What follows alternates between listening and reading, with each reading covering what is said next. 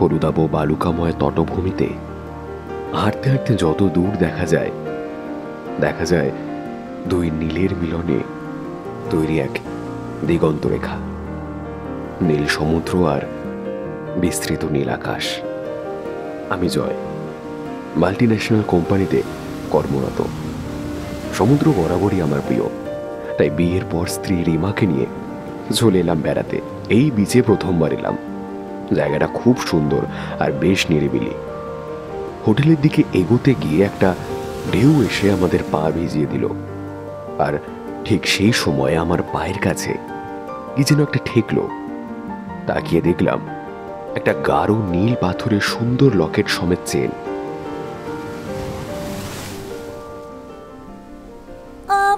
এটা তো মেয়েদের মনে হচ্ছে, বেশ দামি পাথরের লকেট। হ্যাঁ তা বটে, কিন্তু এটা নিয়ে কি করি বলো তো?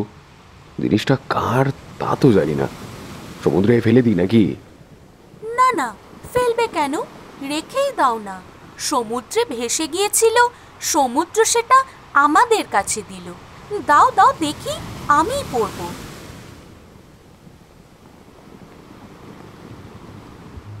হোটেলের ভেতর ঢুকতেই ম্যানেজার বাবুর সঙ্গে দেখা। বেশ আলাপি মানুষ উনি। আমাদের দেখেই এগিয়ে এলেন। আরে আরে জয় বাবু, যে ঘুরতে গিয়েছিলেন নিশ্চয়ই। আপনাদের লাঞ্চটা কি ঘরে দিতে বলবো নাকি হল রুমে আসবেন? না না ম্যানেজার বাবু, লাঞ্চটা রুমেই দিয়ে আসতে বলুন প্লিজ। ম্যানেজার বাবু রিমার দিকে তাকিয়ে কেমন যেন হকচকিয়ে গেলেন মনে হলো। ভুরু কুঁচকে জিজ্ঞাসা করলেন, ম্যাডাম,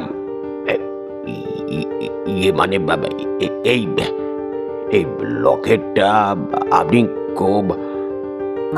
ও এইটা এটা তো সমুদ্রের ধারে পেলাম, মনে হয় ভেসে এসেছিল। এটা কি আপনার? না না না না না, আমার হবে কেন? খুব সুন্দর দেখতে, তাই জিজ্ঞেস করলাম। আমি এবার আসি কেমন? এই বলে উনি চলেই যাচ্ছিলেন, কিন্তু কি মনে হতে আবার পেছন থেকে ডেকে বললেন, বলছিলাম এইভাবে সমুদ্রের পাশে কুড়িয়ে পাওয়া জিনিস না নেওয়াই ভালো। কান্নাকার জিনিস কি থেকে কি হয়, একটু সাবধানে থাকবেন কেমন? নতুন জায়গা তো। আচ্ছা জয়, ওনার কথাগুলো কেমন অদ্ভুত লাগলো, তাই না? আমিও সেটাই ভাবছি। যাকে চলো আমরা রুমে যাই। শোনো না, এই সন্ধেবেলা আমার আর বেরোতে ইচ্ছে করছে না। তুমি প্লিজ একটু গিয়ে রাতের ডিনারটা তাড়াতাড়ি দিতে বলে দাও। হ্যাঁ সে বলে দিচ্ছি। আর ভাবছি একটু সমুদ্রের ধারে যাই। ওখানে কয়েকটা দোকানে দেখেছিলাম ভালো ভালো ফিশ পকোড়া পাওয়া যায়, আনবো নাকি? সে যাও, তবে জলদি এসো কেমন?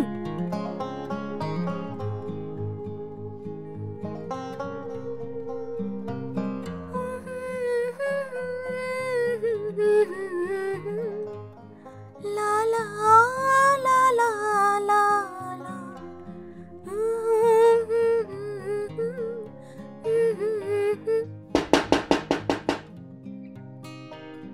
আরে এ কি, ব্যালকনির দরজায় কিসের যেন শব্দ হলো, দেখি তো।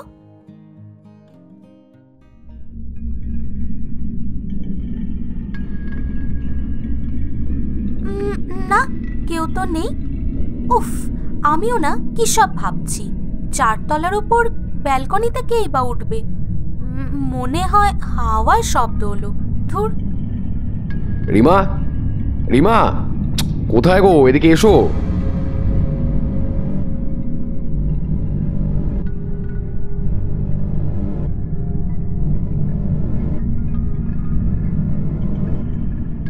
এই নাও মাছের পকোড়া, দারুণ খেতে। একটু পরে রাতের খাবার দিয়ে যাবে। রাতের খাবার শেষ করে আমরা বেশ তাড়াতাড়ি শুয়ে পড়লাম। আজ আমাদের দুজনেরই কেমন যেন শরীরটা ভারী ভারী লাগছিল। তখন প্রায় গভীর রাত। হঠাৎ মনে হলো কেউ যেন নিচ থেকে আমার কমফোর্টারটা টানছে। ভাবলাম রিমা হয়তো দুষ্টুমি করে টানছে, কিন্তু আরে রিমা তো ঘুমোচ্ছে, কিন্তু চাদরটা এইভাবে... তোর ভেবেছিলাম রিমার নড়াচড়ায় কমফোর্টারটা খুলে গিয়েছিল। ওটা আবার গায়ে দিয়ে শুয়ে পড়লাম, কিন্তু এ কি, আবার কে টানছে? উঠে দেখি একটা সাদা ফ্যাকাশে হাত বিছানার তলা থেকে বেরিয়ে আমার পা টেনে ধরলো। আরে আরে কি, এই এই রিমা, রিমা, রিমা ওঠো!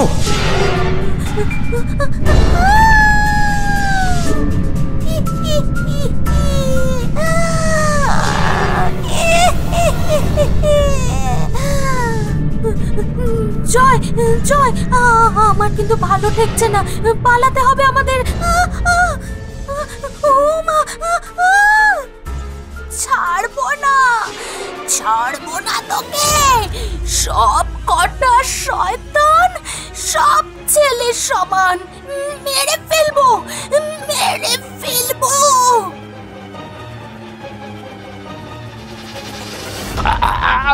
ছেড়ে দিন, ছেড়ে দিন। কি করেছি আমি? কি করেছি আমি? ছেড়ে দিন আমাকে।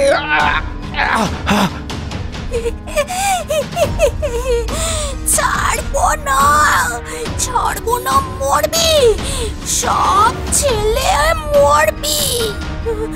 কি করেছে আমার স্বামী? কি করেছে? কেন মারছেন? হ্যাঁ, ভয় পাস না রে, আমি আমি তোর ভালোর জন্য ওকে মারছি। একটা ছেলেও ভালো না, বিয়ে করে বউকে মেরে ফেলার ধান্দা সব কটার। নিস্তার নেই রে, নিস্তার নেই। না না না, ও এমন নয়, ছেড়ে দিন ওকে, ছেড়ে দিন। ও কেন আমায় মারবে? কি করি আমি এবার? ওই তো দেশলাই, হ্যাঁ, এটা দিয়ে কোনো কাজ হবে?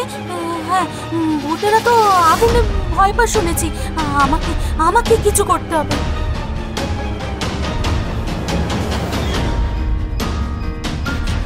এই এই এই দেখছি সেটা, এক্ষুনি একে ছেড়ে দে, নইলে কিন্তু তোর কপালে দুঃখ আছে। ছাড়, ছাড় বলছি। এই এই ঠিক হবে না বলছি, ছেলেদের ছেলেদের বিশ্বাস করবি না। এক্ষুনি যা বলছি, নয়তো নয়তো এই এখন তোর গায়ে ছুঁড়ে দেব, দেখবি? হ্যাঁ, চলে যাচ্ছি, কিন্তু কিন্তু আবার আসবো, আবার। ম্যানেজার বাবু, সবই তো শুনলেন। এই হোটেলে ভূত আছে এটা জানার পর আর থাকা সম্ভব নয়, কিন্তু একটা কথা বলুন তো, গতকাল আপনি আমাদের সাবধানে কেন থাকতে বললেন? শুধু কি নতুন জায়গা বলে, নাকি অন্য কিছু? মানে নতুন জায়গা, আর তাছাড়া আমাদের তো হোটেলের গেস্টদের এগুলো বলাই হয়, তাই আর কি। আপনি মিথ্যে বলছেন, হ্যাঁ মিথ্যে বলছেন, কারণ কাল রিমার গলার লকেটটা দেখে আপনার মুখের আতঙ্কের এক্সপ্রেশন আমি দেখেছি। প্লিজ প্লিজ সত্যিটা বলুন, দয়া করে সত্যিটা বলুন। আসলে আসলে বেশ কয়েক বছর আগে এক স্বামী স্ত্রী এসেছিলেন আমাদের হোটেলে। তার স্ত্রী বেশ বড় লোক ছিলেন, সম্ভবত সেই কারণে লোকটি তার স্ত্রীকে খুন করেছিলেন। সাগর পাড়ে মাদক সেবন করিয়ে ঢেউয়ের জলে ঠেলে দিয়েছিলেন। নোনা জলে হাবুডুবু খেতে খেতে মহিলা মারা যান, তবে লোকটিকে পুলিশ শেষ অবধি ধরতে পেরেছিল। কাল আপনি যে লকেটটি পেয়েছিলেন ওটা ওই মৃতা মহিলার, তাই হুবহু নীল পাথরের লকেট দেখে আমি চমকে গেছিলাম। কি, তার মানে এটা দাঁড়ালো যে এই লকেটটার জন্যই ওই মহিলার আত্মা আমাদের পিছু নিয়েছিল? আগে হ্যাঁ ম্যাডাম, আপনাদের আগে আরো এক দম্পতি লকেট কুড়িয়ে পায়, আর তারপর ওই দম্পতির পিছু নিয়ে তাদের রোমেও রাতে উৎপাত চালিয়েছিল। ওই আত্মা কোনো বিবাহিত পুরুষকে সহ্য করতে পারে না, তাই লোকটিকে মেরে ফেলেছিল। সেই থেকে পুলিশ ওই ঘরটি সিল করে দিয়েছে। বিশ্বাস করুন, আমাদের পুরো হোটেল ভুতুরে নয়, ওই লকেটটাই যত নষ্টের গোড়া। আমরা ওটা সমুদ্রে ফেলে দিয়ে এসেছিলাম, কিন্তু আপনারা আবার সেটাকে। বুঝেছি, এই লকেটটা আবার সমুদ্রে ছুঁড়ে দিলেই ওর আত্মা আর কারো পিছু নেবে না। এক কাজ করা যায়, এই পাশেই এক মন্দির আছে, মন্দিরে সাধু বাবা যদি কিছু সাহায্য করেন। হ্যাঁ হ্যাঁ, চলুন না কাছের এক মন্দিরের সাধু বাবার কাছে গিয়ে ম্যানেজার সব ঘটনার ব্যাখ্যা করলেন। তিনি বলেছিলেন কোনো অতৃপ্ত আত্মা তার প্রিয় জিনিসের মাধ্যমে ইহলোকে আসার পথ খুঁজে পায়, তাই সেটা আগুনে পুড়িয়ে ফেলাই মঙ্গল। সাধু বাবার কথা মতোই যজ্ঞের ব্যবস্থা করে সেই আগুনে লকেটটি আহুতি দেওয়া হলো। বেড়াতে এসে এরকম একটা অভিজ্ঞতা হবে তা ভাবতেই পারিনি। যাক, এবার তবে ফেরার পালা।